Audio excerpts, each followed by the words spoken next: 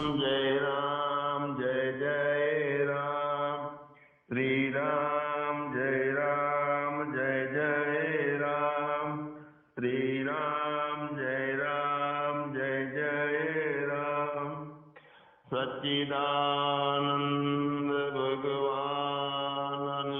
જય. આજે આપણે જ્ઞાનવાન અને જ્ઞાન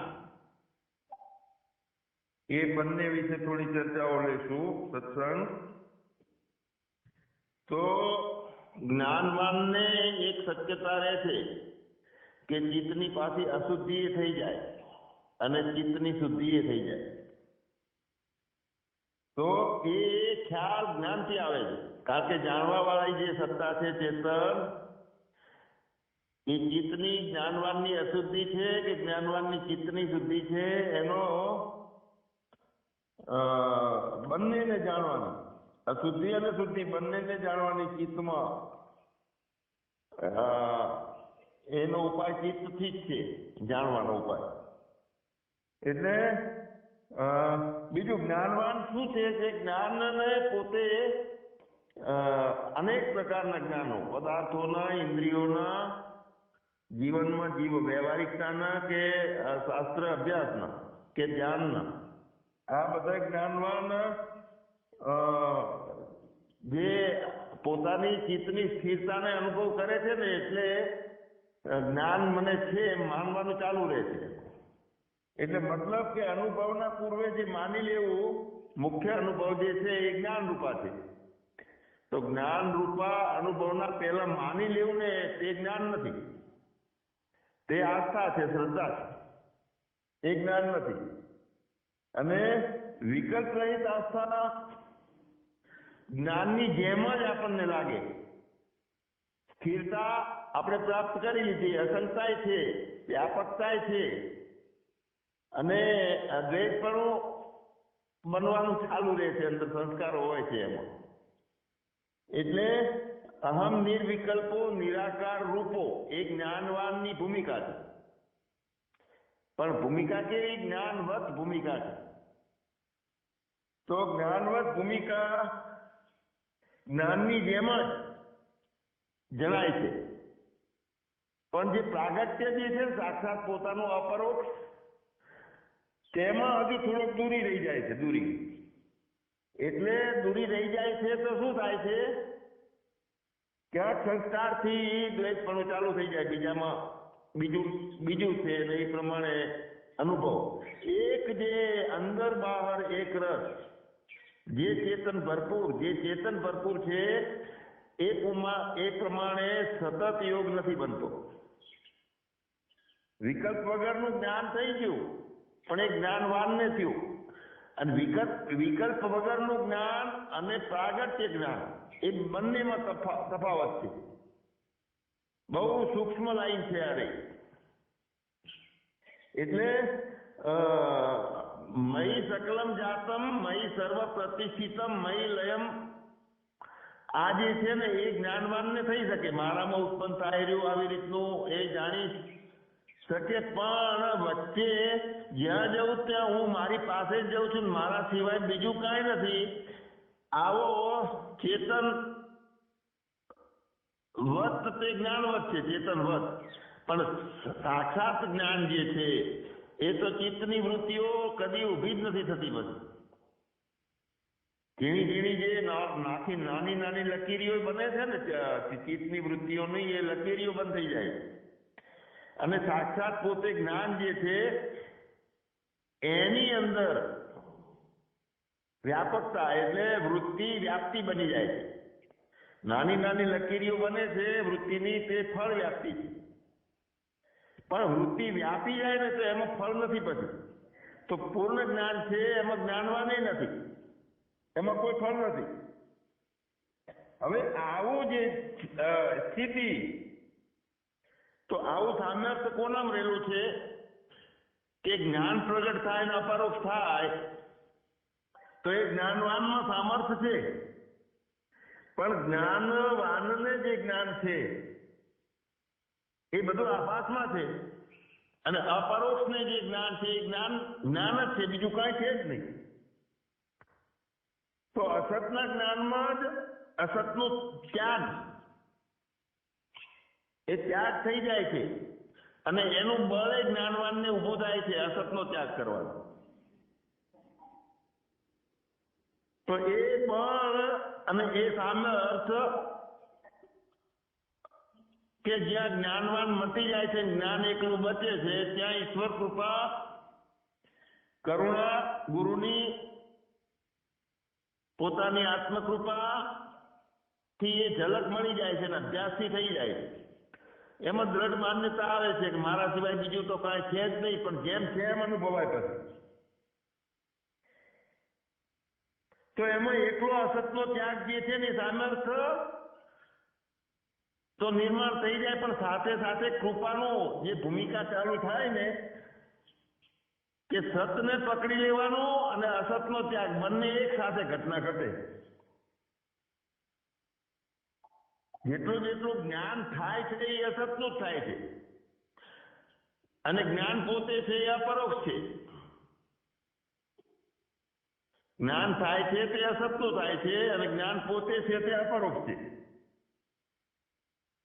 તો ત્યાં શું થયું? જ્ઞાનવાનને જ્ઞાનનો સંગ થઈ ગયો. તો સંગ સત્યનો થાય છે અને જ્ઞાન અસત્યનું થાય છે. સમજી લો. તો શું થાય છે? અસતનો જે પ્રકાશક હતો, જ્ઞાનવાનનો પ્રકાશક જે હતો એ મટી ગયો. એટલે પ્રકાશક એકલો રહ્યો, જ્ઞાન એકલું રહ્યું, જ્ઞાનવાન ખતમ થઈ જાય છે. તો અસતનું જ્ઞાન છે એ જ અસતનો નાશ કરે છે. અસતનો નાશ એ અસતનું જ્ઞાન કરે છે, પણ અસતનું નાશ થયા પછી અસતનું જ્ઞાન નથી રહેતું, જ્ઞાન પોતે એકલું રહે છે. તો એવા જ્ઞાનમાં પ્રેમ અને પ્રેમમાં જ્ઞાન એ બે ઓતપ્રોત રહે છે. એટલે ક્યાંય અસંગતાય નથી, ક્યાંય વ્યાપકતાય નથી, ક્યાંય સીમિતતાય નથી, ક્યાંય બન્યું નથી, ક્યાંય બનવાનું નથી, ક્યાંય મટતું નથી. તો પોતાનું હોવું કેવું છે? અપરિચ્છિન્ન, એટલે કે ચિત્ત વૃત્તિઓનો લાડવો થઈ ગયો છે. મેરે અપને સિવા કુછ નહીં એ અનુભવ જે થાય છે ને એ જ્ઞાનવાનનો છે. કે જ્યાં કોઈ જ્ઞાન જેટલું થાય છે તે અસતનું થાય છે એટલું સમજી લો. પોતાનું હોવું છે તે સત છે. તો જ્ઞાન અને પ્રેમ એ બંને નોખી પ્રક્રિયા થઈ જાય તો પછી જ્ઞાન એટલે જ્ઞાન થાય છે તે જ્ઞાન. મૂળ જ્ઞાનની વાત નથી આ. જ્ઞાનવાનનો પ્રેમ, એ પ્રેમ અને જ્ઞાનવાનનું જ્ઞાન એ બંને નોખો થઈ જાય છે તો એટલો પ્રેમ બચે છે. અને પ્રેમ જે છે એ પ્રાગટ્ય છે પોતાનું.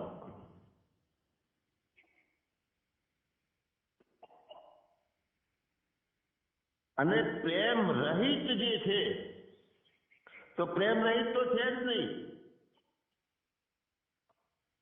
પ્રેમ રહિત હોય ત્યાં શૂન્યતા છે, પણ પ્રેમ છે ત્યાં શૂન્યતા નથી. પ્રેમ છે તે પોતાનું મૂળ જે જ્ઞાન સ્વરૂપ છે એની સાથેની એકતા છે, એટલે કે ત્યાં શૂન્યતા નથી. શૂન્યતાને જાણનારું જે તત્વ છે તે રહે છે. એટલે મૂળ સ્વરૂપ જે છે એ સ્વરૂપ અને પ્રેમ એ બંને નોખા પડે નહીં. નોખા પડે ત્યારે એકલો પ્રેમ રહે છે તો એમાં શૂન્યતા આવે. ત્યાં જ્ઞાનવાનની પરમ નિષ્ઠા છે, પોતાની નિષ્ઠા છે. બહુ ઝીણી વાત છે આ બધી. કારણ કે જો ઇન્દ્રિયો આપણને ઉપયોગી થાય છે, પણ કોને? જ્ઞાનને પરાકાષ્ઠા સુધી પહોંચવાનું છે જ્ઞાનવાનને, તો એના માટે સેવાનો ઈચ્છા થાય તો ઇન્દ્રિયોનો ઉપયોગ થાય. પણ જો પોતાના સુખ માટે ઇન્દ્રિયોનો ઉપયોગ થાય, વિષયોનો ઉપયોગ થાય, પદાર્થોનો ઉપયોગ થાય તો એ બુદ્ધિનું જ્ઞાન મળે છે. એમાં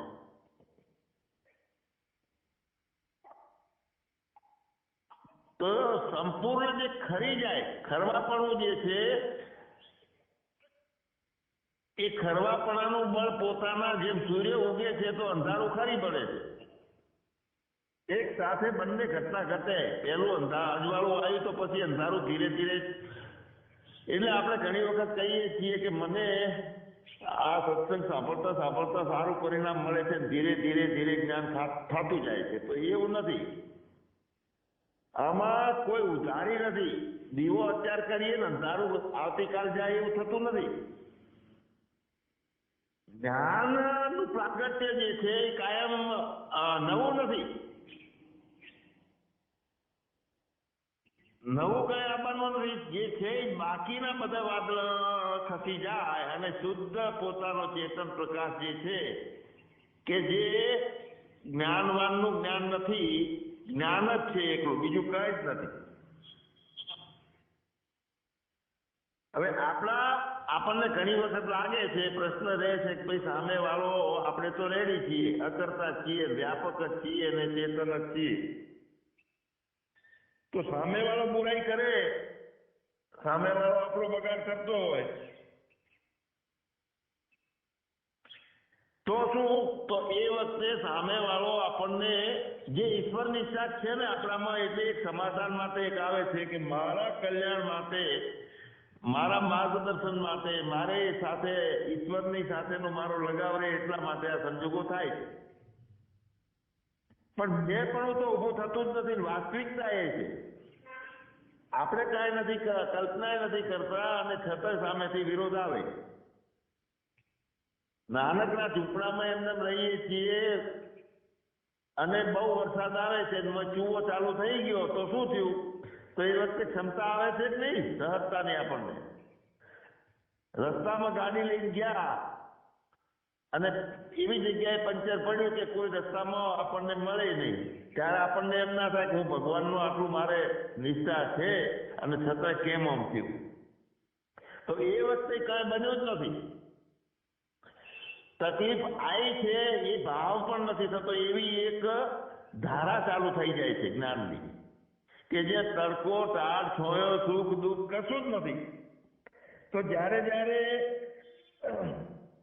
આપણને ઇન્દ્રિયો અને સામે સંજોગો દ્વારા જે કંઈ અનુભવવામાં આવે છે એ આપણી સામગ્રી છે, આપણો શણગાર છે, બીજું કંઈ નથી.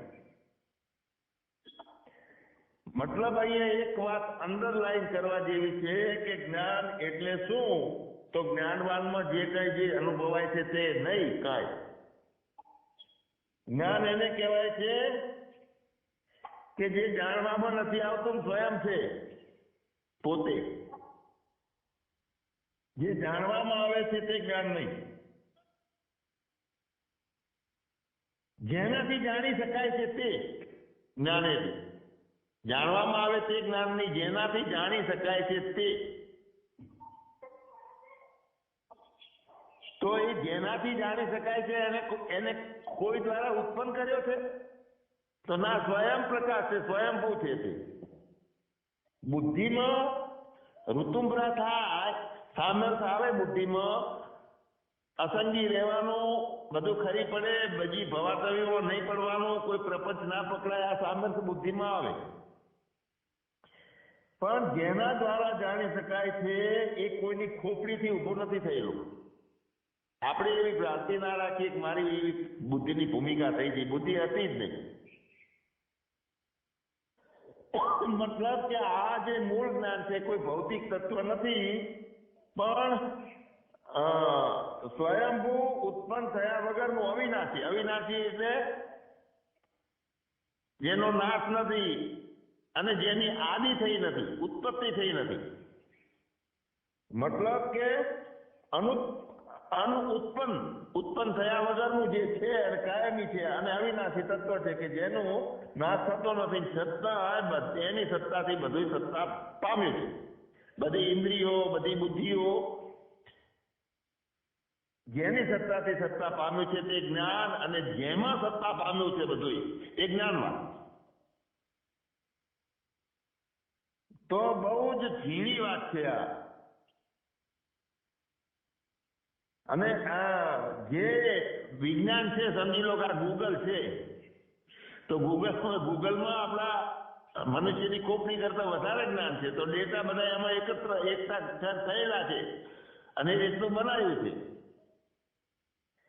તો એ બનાવ્યું છે અને આ ખોપડીની અંદર ચેતાતંત્ર, મજ્જાતંત્ર, આ બધું જે ગુણોના કારણે અને ખોરાક ને જે કઈ રીત રસમથી અંદરના કેટલા તત્વો બને છે, એટલે એ ઈશ્વરી સહજમાં છે. પેલું બનાવ્યું છે ને એ બનાવનારને એમ લાગે છે કે બનાવ્યું છે, બાકી એ પ્રેરણા ઈશ્વરે જ આપી છે. જેને રેડિયાની શોધ કરી, ટેલિવિઝનની શોધ કરી, વિમાનની શોધ કરી, કે જે કાંઈ શોધો કરી છે એ ઈશ્વરી પ્રેરણા અંદરથી આવેલી છે, સ્વયંભૂ. પેલા કોઈ બનાવ્યું હતું તો એ જોઈને નહીં, પણ કેટલી વખત એ પ્રેરણા મુજબ કરવા જતા કેટલી વખત વર્ષો કાઢી નાખ્યા, પણ એવી રીતની એક ભાવના જ એમને આવી કે આ કરીને જ રહેવું છે, એટલે શોધો કરી છે. તો એ સામર્થ વિજ્ઞાનનું જે છે તે પણ જ્ઞાનપૂર્વક થયું છે. એ જ્ઞાનવાનનું જ્ઞાન છે, જ્ઞાનપૂર્વક થયું છે. અને જો જ્ઞાનપૂર્વક ના થાય તો વિજ્ઞાન એ આપણને ઉલટાની મુસીબત ઊભી કરાવે. વિમાન ઉડતા નીચે કેવી રીતે ના આવે એવું જાણવું હોય તો એ પૂર્ણ જ્ઞાનથી અનુભવથી કરેલું છે, એટલે એમાં ખામી રહી ગઈ હોય તો એ આવી જ કરે છે. બીજું કે આપણને ઘણી વખત એમ થાય કે આપણે સારા કર્મ કરેલા હશે એટલે ઈશ્વરે આપણા ઉપર કૃપા કરી છે અને સારું જ્ઞાન થઈ ગયું. તો જ્ઞાન જે સ્વયંભૂ છે એ કોઈના કર્મનું ફળ નથી. કારણ કે કર્મ થાય છે, એના પાપ પુણ્ય બને છે, એ જેની સત્તાથી સિદ્ધ થયું છે. આ જે વ્યવસ્થિત ચાલે છે ને બધું, સૂર્ય ટાઈમે ઉગે છે, નદી નાળાનો છે, સાગર ઉભરાતો નથી, તો આ બધું જે છે એ સ્વયંભૂ ઈશ્વર ના તાબામાં બધું બને છે.